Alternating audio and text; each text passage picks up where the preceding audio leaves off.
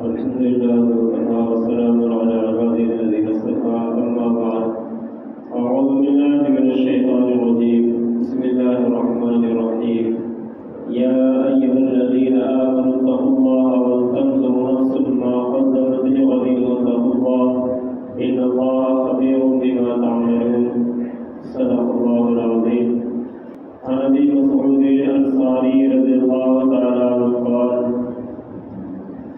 من دل على خير فله مثل أجر فاعله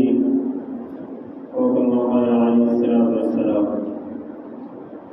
اللهم صل على محمد وعلى آل محمد كما صليت وسلمت وباركت على آل إبراهيم إنك حميد مجيد. اللہ رب العزت نے قرآن کریم کی اس آیت میں ہمیں ہدایت دی ہے کہ ایمان والو اللہ تبارک و تعالیٰ سے ڈرو. یا ایھا الذین آمنوا اتقوا اللہ ولتنظر نفس ما قدمت، اور دیکھو اور دیکھنا چاہیے تمہارے نفس نے کل کے لیے آگے کیا بھیجا ہے. ولتنظر نفس ما قدمت لغد، کہ کل جو آنے والا دن ہے اس کے لیے تمہارے نفس نے آگے کیا بھیجا ہے. واتقوا اللہ، اور پھر ڈرو. ان اللہ خبیر بما تعملون، یقیناً اللہ تبارک و تعالیٰ تمہارے اعمال سے باخبر ہے. یقیناً اللہ تبارک و تعالیٰ تمہارے اعمالوں کو دیکھتے ہیں. رسول صلی اللہ علیہ وسلم کا ارشاد ہے. اللہ کے رسول کی جو حدیث ہمیں حضرات کے سامنے پڑھی گئی ہے، حضرت ابو مسعود انصاری رضی اللہ تعالیٰ عنہ فرماتے ہیں اللہ کے رسول صلی اللہ علیہ وسلم نے ارشاد فرمایا من دل علی خیر، کہ جو انسان کسی انسان کو بھلائی کی خیر کی طرف رہنمائی کرے. من دل علی خیر، جو انسان کسی کو بھلائی کی رہنمائی کرے فَلَهُ مِثْلُ أَجْرِ فَاعِلِهِ، تو اس کو بھی کرنے والے کے برابر ہی اجر ملے گا. مثال کے طور پر کوئی آدمی نماز نہیں پڑھتا تو کسی نے اس کو نماز پڑھنے کی ترغیب دی اور وہ اس کی محنت میں اور اس کے نتیجے میں وہ نماز پڑھنے لگ گیا، تو اس کا اجر جتنا اس کو ملنا ہے وہ تو اس کو ملنا ہی ہے اس کے عمل کرنے کی وجہ سے. لیکن جس کی ترغیب پر، جس کی ہدایت پر اور جس کی کہنے کی وجہ سے اس نے کام شروع کیا ہے تو کہنے والے کو بھی اس کرنے والے کے برابر اجر اور ثواب اس کو، جب تک وہ عمل رہے گا، اس عمل کو کرتا رہے گا تو اس کو ثواب اور اجر اس کو ملتا رہے گا. اسی طرح تمام ہی خیر کے کام کی مثال ہے کہ کوئی بھی خیر کا کام ہو، کسی نے اس کی طرف کسی کی رہنمائی کر دی ہو اور وہ اس کو کرنے لگ گیا ہو، اور اس کے کرنے کے نتیجے میں انسان کو اس کہنے والے کی وجہ سے، اس کہنے والے کو اس کرنے والے کی وجہ سے اسی کے برابر اجر اور ثواب اس کو ملتا رہے گا. اور اسی لیے اللہ تبارک و تعالیٰ نے قرآن کریم میں انسانوں کی، مسلمانوں کے لیے قرآن کریم میں جو ہدایت دی ہے اس میں سب سے اہم ہدایت یہی ہے کہ تم میں سے ایسے لوگ ضرور ہو. ویسے لوگ فرض تو یہ ہے کہ ہر ایک انسان کو داعی ہونا چاہیے، ہر ایک انسان کو مبلغ ہونا چاہیے، ہر ایک انسان کو اپنے اعمال کو پھیلانے کا ذریعہ بننا چاہیے. اصل تو یہ ہے. لیکن اللہ تعالیٰ نے پھر بھی اس میں ایک نقطہ بیان کر دیا کہ تم میں یہ جماعت ضرور ایسی ہو، تم میں ایسے لوگ ضرور موجود ہو کہ جو لوگوں کو برائی سے روکتے رہے، جو لوگوں کو برائی سے روکتے رہے اور اچھائیوں کا، نیکیوں کا اور بھلائی کے کاموں کا ان کو حکم کرتے رہے. کنتم خیر امۃ اخرجت للناس، اور حالانکہ اللہ تبارک و تعالیٰ اس آیت میں یہاں تک ارشاد فرماتے ہیں کہ تم کو، یعنی اگر اس آیت کے وسیع کر کے اور اس کو بہت لمبا چوڑا کر کے دیکھیں تو پھر تو اس میں یہ آتا ہے کہ امت محمدیہ صلی اللہ علیہ وسلم کو جو بنایا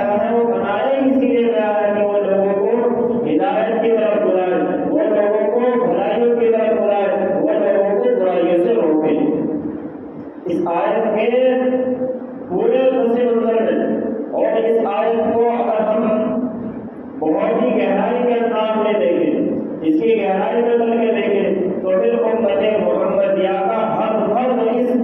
زمرے میں داخل ہے، اس جماعت میں امت محمدیہ کا ہر فرد داخل ہے۔ پھر کوئی اس حکم سے کوئی مسلمان باہر نہیں ہے، کوئی مسلمان اس حکم سے باہر نہیں ہے، سب میں سب آ جاتے ہیں کہ سب ہی کی ذمہ داری ہے، سب ہی کا یہ فریضہ ہے کہ وہ امر بالمعروف اچھائی کا حکم کرے اور ونہی عن المنکر اور برائیوں سے روکنے کا کام کرے۔ یہ امت محمدیہ کے ہر ایک انسان کی مذہبی اور اسلامی اور معاشرتی ہر طرح سے اس کی ذمہ داری بنتی ہے۔ اکثر لوگ کبھی ملک کی وجہ سے یا کبھی اپنے سیاسی جماعتوں کی وجہ سے یا کبھی اپنے ماحول اور حالات کو دیکھتے ہوئے کہ اگر ایسا کر لیتے تو ایسا ہو جاتا، وہ فلاں سیاسی جماعت ایسا کر لیتی تو ایسا ہو جاتا، فلاں ملک ایسا حکم نافذ کر دیتا تو ایسا ہو جاتا۔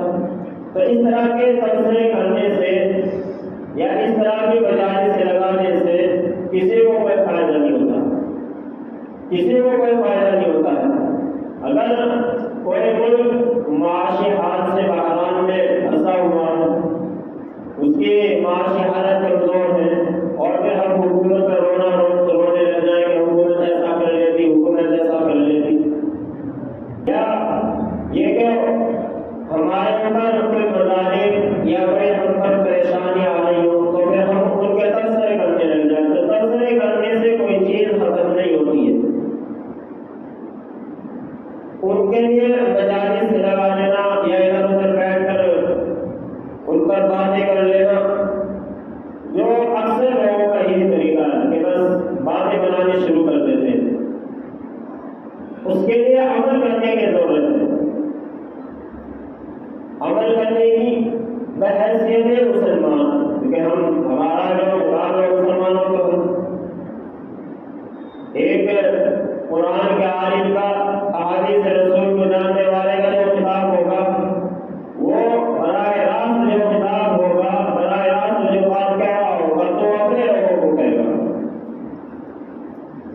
براہ راست اپنے لوگوں کو کہے گا۔ اور اگر اس کی تعلیم کو اور اس کے خطاب کو کوئی دوسرا سننے اور اس پر عمل کرنے لگے تو وہ اس کی مرضی ہے۔ اللہ تبارک و تعالیٰ نے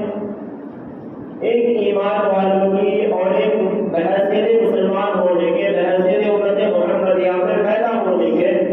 ایک فریضہ یہ ہے کہ ہر ایک انسان اللہ کا رسول فرماتے ہیں کہ حسن اسلام البری تمام مارا یعنی کہ انسان کا اسلام، سب سے بہتر انسان کا اسلام یہ ہے کہ وہ لا یعنی باتوں کو چھوڑ دے، وہ بری باتوں کو ترک کر دے، وہ اپنے دل کو ایسا بنانے کہ جو اللہ تبارک و تعالیٰ کے احکام ہے میں ان کے مطابق زندگی گزارنے کی کوشش کروں۔ وہ اپنے دل کو ایسا بنانے کہ اس کے دل کے اندر برائیوں کے لیے نفرت پیدا ہو جائے، وہ اپنے نفس کو ایسا بنانے کہ وہ برائیوں کی طرف اس کا نفس اس کو نہ ابھارے۔ اللہ تعالیٰ نے قرآن کریم میں انسان کے نفس کی تین طرح سے انسان کے نفس کو بیان کیا ہے کہ انسان کا جو نفس ہے، انسان کے اندر جو خواہشیں اور امنگیں اور چاہتیں جو پیدا ہوتی ہیں وہ تین طرح کی ہے۔ وَمَا هُوَ بِنَفْسِهِ إِنَّ النَّفْسَ لَأَمَّارَةٌ بِالسُّوءِ۔ حضرت یوسف علیہ السلام کا واقعہ ہے اور جہاں اس واقعے میں بہت سی نصیحتیں ہیں اور قرآن کریم کو اللہ تبارک و تعالیٰ نے واقعات تو بہت سارے بیان کیے ہیں قرآن میں، بہت سی عبرت کی باتیں بیان کی، بہت سے نبیوں کے واقعات بیان کیے ہیں، بہت سے اچھے لوگوں کے واقعات بیان کیے ہیں، لیکن قرآن کریم کیونکہ کسی کہانی یا کسی ہسٹوری کی کوئی کتاب نہیں ہے، کوئی کہانی اور قصے کی کتاب نہیں ہے، تو اسی لیے قرآن کریم میں کہیں کوئی واقعہ پورا ایک ساتھ بیان نہیں کیا گیا. جہاں جتنی نصیحت کی بات اللہ تبارک و تعالیٰ نے نازل کرنی سمجھی وہ نازل کر دی اور وہی بیان کر دیا کہ جہاں کوئی مسئلہ پیش آیا اس کے حساب سے کوئی آیت اللہ تعالیٰ نے نازل کی ہے تو وہاں اگر کسی نبی کا کوئی واقعہ پیش کرنا ہوا یا کسی ولی کا کسی اور کا تذکرہ کرنا ہوا تو اللہ تبارک و تعالیٰ نے پورا واقعہ نہیں بیان کیا، بس اس کے اندر جو اس مسئلے سے متعلق جو آیت تھی، اس مسئلے سے متعلق جو نصیحت تھی وہی وہاں بیان کر دی. لیکن قرآن کریم میں سورہ یوسف کے نام سے اللہ تعالیٰ نے نازل کی ہے اور پورا واقعہ شروع سے اخیر تک جس طرح سے پیش آیا تھا اسی طرح میرے ہی بیان کیا ہے.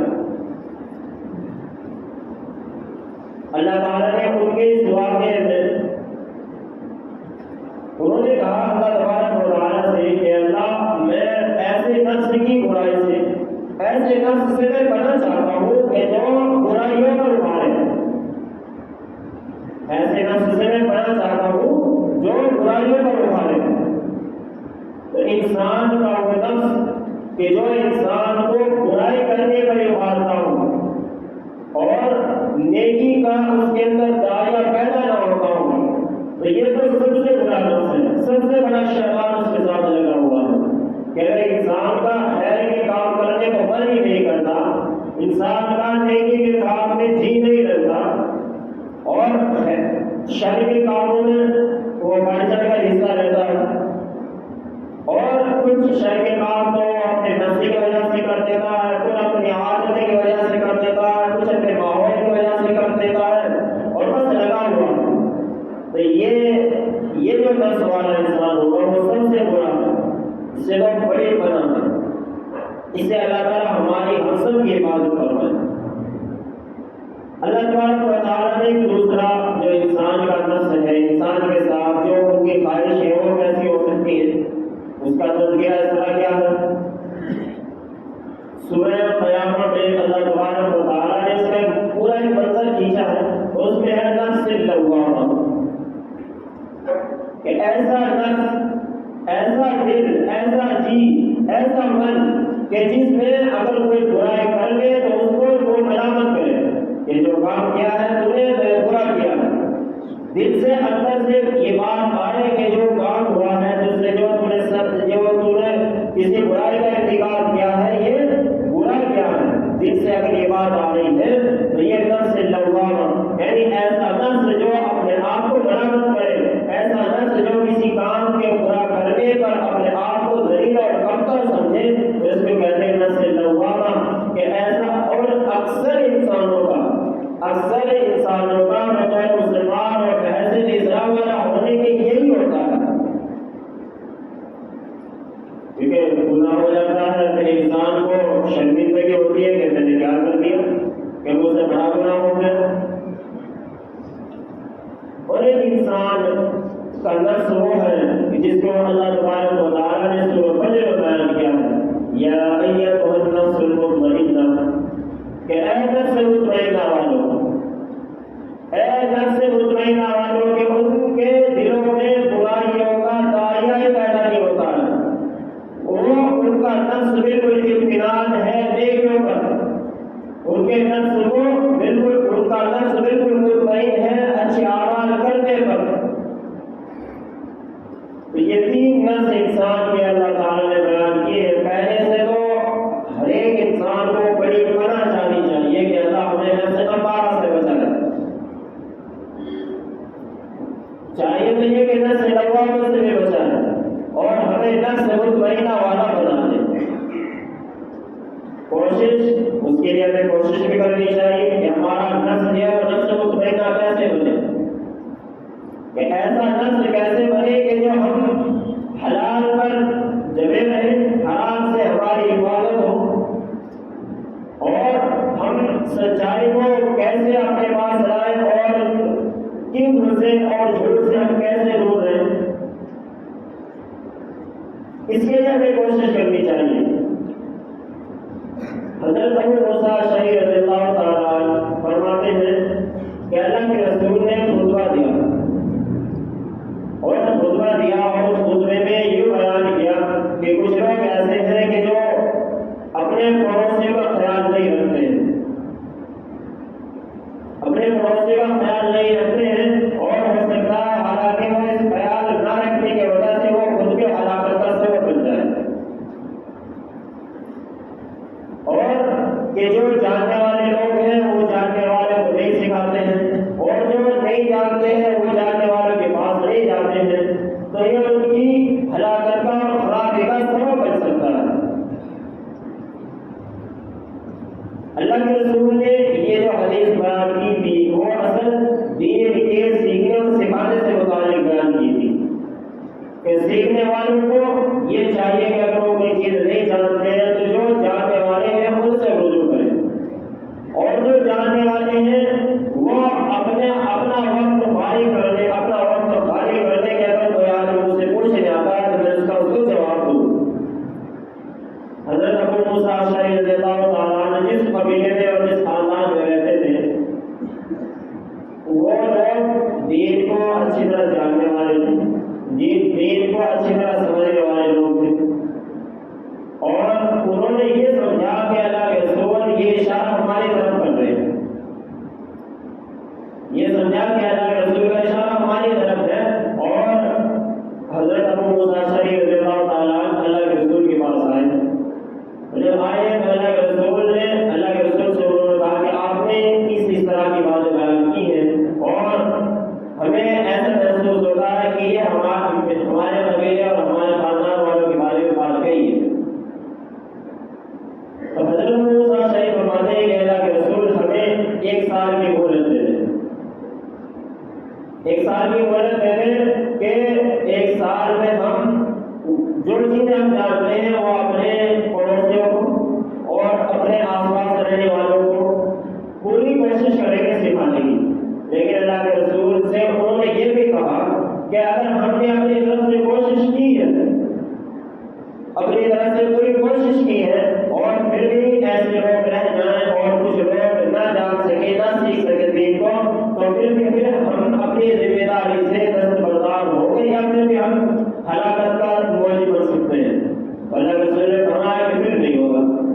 کہ اگر تم نے اپنی طرف سے پوری کوشش کی ہے اور اپنی طرف سے لوگوں کو دین سکھانے کی کوشش کی ہے، اور پھر بھی وہ اس میں دین کو نہ سیکھنے والے دین سے بے رغبتی ان کے اندر نہیں ہے، تو پھر اس سے تم دستبردار ہو، پھر تمہاری کوئی ذمہ داری نہیں ہے کہ وہ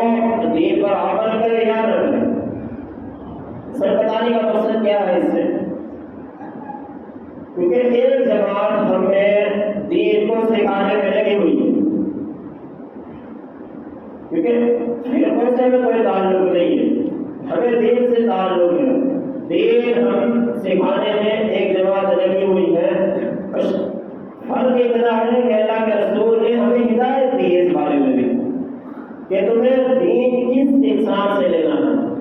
حضرت انس رضی اللہ تعالیٰ عنہ فرماتے ہیں کہ دین کو تمہیں کس سے لینا ہے؟ جس کے بارے میں تم اچھی طرح جانتے ہو، جس کے علم پر تم کو بھروسہ ہو، اور وہ نئی باتیں دین میں پیدا نہ کرتا ہو، نئی باتیں دین میں نہ بتاتا ہو، تو ایسے انسان سے دین کو سیکھنا چاہیے۔ کیونکہ دین کو اگر سیکھا گیا، کیونکہ عمل کے لیے ہے، دین عمل کے لیے ہے، دین کو صرف اس لیے نہ رکھا جائے کہ ہاں ہم مسلمان ہیں، ہم قرآن پڑھتے ہیں، کبھی نماز پڑھ لیتے ہیں، ایسا نہیں۔ عمل چاہتا ہے، دین عمل چاہتا ہے، اسلام عمل چاہتا ہے، ایمان عمل چاہتا ہے کہ عمل کیا جائے، عمل کیا جائے گا تو دین زندگی میں ہوگا، حالات جو بدلیں گے وہ عمل کرنے سے بدلیں گے، عمل سے ہی زندگی بنتی ہے۔ کوئی آدمی دنیا کمائے تو اس کے لیے کام کرنا پڑے گا، عمل آگے لفظ ہے، اور اس کا جو اردو ترجمہ ہے وہ کام ہے، اردو ترجمہ کام کا ہے کہ کام کیا جائے، لیکن کیونکہ اعمال یہ ایسا لفظ ہو گیا کہ بالکل اردو میں ہی مستعمل ہو گیا اور بہت ہی زیادہ مشہور ہو گیا، اردو میں استعمال ہونے لگا۔ ایسے بہت سارے لفظ ہیں تو اعمال کرنے سے ہی زندگی بنے گی۔ ہر ایک انسان اپنی فطرت کے اعتبار سے، اپنے خلقت کے اعتبار سے نہ ناری ہے نہ نوری ہے، نہ تو جہنمی ہے اور نہ ہی جنتی ہے۔ ہر ایک انسان اپنے خلقت اور اپنے فطرت کے اعتبار سے نہ ناری ہے نہ نوری ہے۔ عمل اگر اس کے نار والے ہوں گے تو وہ ناری ہے، عمل اگر اس کے نور والے ہوں گے تو وہ نوری ہے۔ نور سے مراد وہ جنتی ہے، ناری سے مراد وہ جہنمی ہے۔ تو عمل سے زندگی بنتی ہے۔ عمل اب دیکھا جائے کہ ہم عمل کتنا کر رہے ہیں، ہماری زندگی میں دین پر کتنا عمل ہے، بس یہ دیکھا جائے۔ اور ادھر ادھر کے تبصرے کا